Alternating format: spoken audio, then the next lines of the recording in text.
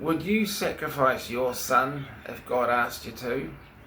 That was a question an atheist asked me to win an argument, to prove that the Christian God, or the God, is a monster.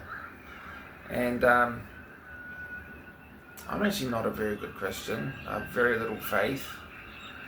But I actually had an answer to that question, and I want to share it with you because even though I have little faith, I went through a stage of trying to definitively prove God, and I suppose ultimately you can't do that, but like many things in life, there's different types of evidence.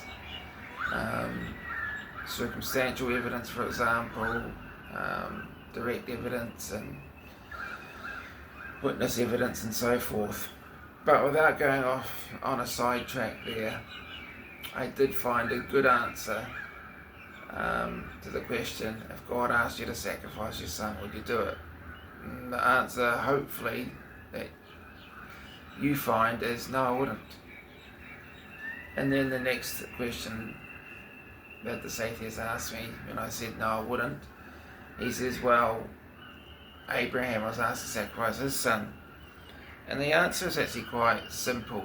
And I hope I don't upset Christians with this answer, but I'd like to call myself Christian. But this is the answer I discovered.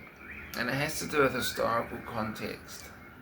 In Abraham's time, child sacrifice was sort of not just common practice, but probably the norm.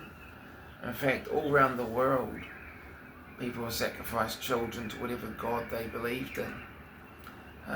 Whether not just children, adults as well.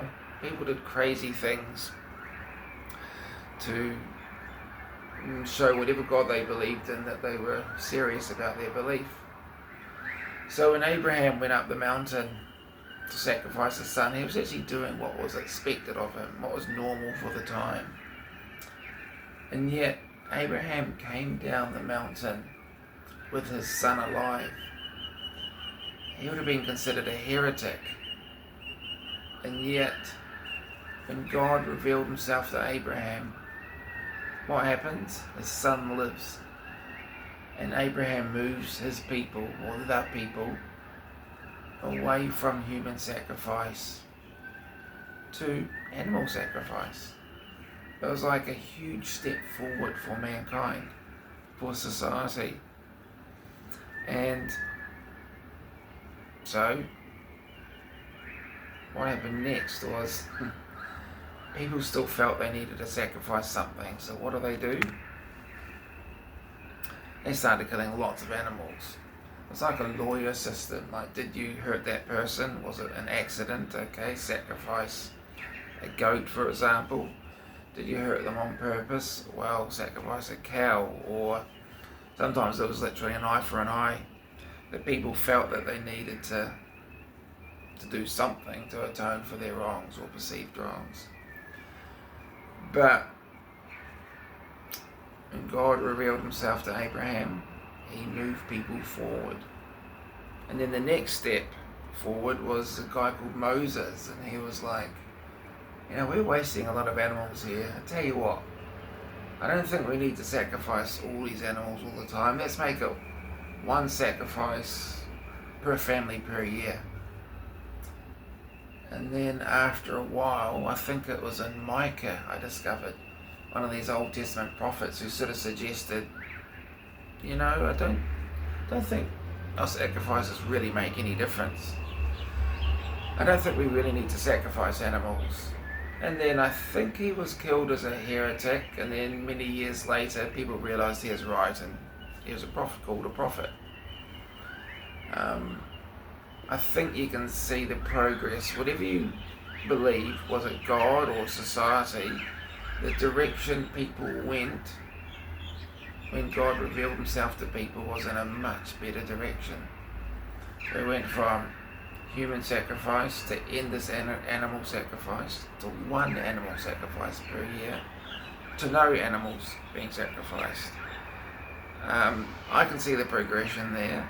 I believe it was God at work. is working with people, and we can be quite stubborn sometimes, and He's bringing us forward while respecting our free will. I almost sound like a Christian, don't I? Although some Christians might be angry at me, thinking the way I'm reading the Bible is, I don't know, not correct, too kind, too nice.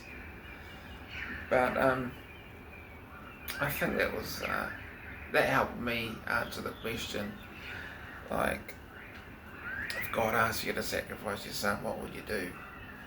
So I think God's a lot nicer than what we think, and He